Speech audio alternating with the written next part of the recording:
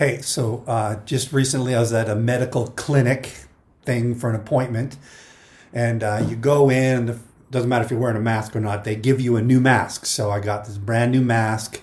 I put it on, and I sit down in the waiting room, waiting for my turn to go into my appointment. And this guy comes in after me, and he goes through the same procedure I do. He gets this mask, he puts it on, he sits down. And he's grumbling a little bit, complaining a little bit to the nurse about having to do this, put on a mask and all this kind of stuff. But then he goes, ugh, are these masks new? And she goes, yep, they're just out of the box. And he goes, smells like a barn. And so it was weird. And I'm just listening to this. And it goes on for a little bit. And then about 2 minutes later, he goes, guess it could be my breath.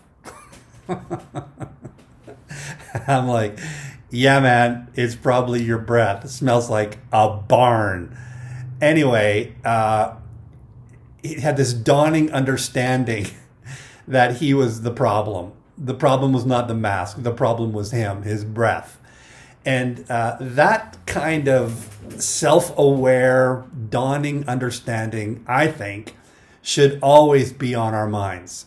That kind of thinking that maybe I'm part of the problem, or maybe I'm the problem, should always be somewhere in our minds. And that takes a great deal of humility to think about that, to think that way. And I want to see myself be predisposed to think and act humbly, predisposed to do that. To say, you know what, like it says in 1 Corinthians 13, now we see through a glass dimly. And we don't actually have all the answers. We think we do. We think we've got the whole gamut figured out. But we don't. And we need to be humble. And we need to realize that we're part of the problem. And Jesus modeled this so well. He was never part of the problem, but he always acted in humility. I'm just learning some verses in Ephesians recently, and it says this. This is why it says, when he ascended on high, he took many captives and gave gifts to his people. What does he ascended mean, except that he also descended to the lower earthly regions? This is Jesus. He descended, came down to our level. He set aside his rights, his privileges, his position. It says in Philippians 2 that our attitude should be the same as that of Christ Jesus, who being in very nature God, did not consider equality with God something to be grasped, but made himself nothing, taking the very nature of a servant, being made in human likeness, and being found in appearance as a man, he humbled himself to death, even death on a cross. It's extraordinary. Very nature God. Christ had all the claims of deity, and he set it all aside to come and live amongst us. Are we like Jesus? That's the question I ask myself every day. Am I living like Jesus today?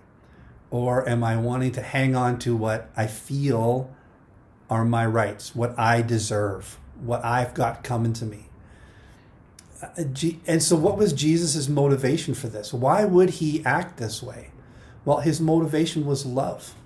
He loved. Even the Son of Man did not come to be served, but to serve, and to give his life as a ransom for many. For God so loved the world that he gave his only begotten Son. It was love that motivated Christ and moved him on. You know, Jennifer and I have been watching The Chosen, and we watched a show last night from season 2, and it's Jesus has this long line of people that are coming to him for healings, and he's been ministering to them all day, like it says in the scriptures. So many people came that there was no room, so he's ministering and healing to people all day long, and it's getting late, and he's still serving people. The disciples, meanwhile, they don't have much to do. They're kind of, helping police the line a little bit. But really, Jesus is doing all the heavy lifting. And so they're sitting around the campfire, eating supper together and arguing about who's right and wrong, who's better, who's worse. And in the midst of their argument, it gets really heated. They're standing up. It's a very awkward moment in the series. And in the midst of this heated argument about who's right and who's wrong and who needs to say they're sorry and who needs to change, Jesus comes stumbling into the area where they are. He's exhausted. He's been serving and caring and loving and sacrificing for people all day long. He comes in, he's weary. His mother comes over and helps him get his shoes off and washes his feet so that he can lie down and go to bed. He's not even eat supper. He's so tired. And the disciples and those that are with him, they all just look at each other, and you can see what they're saying without having to say it. The look on their faces are, what are we doing? Why are we bickering and fighting over our rights, what we deserve, when our master, when Christ himself is giving himself away for those who are in need?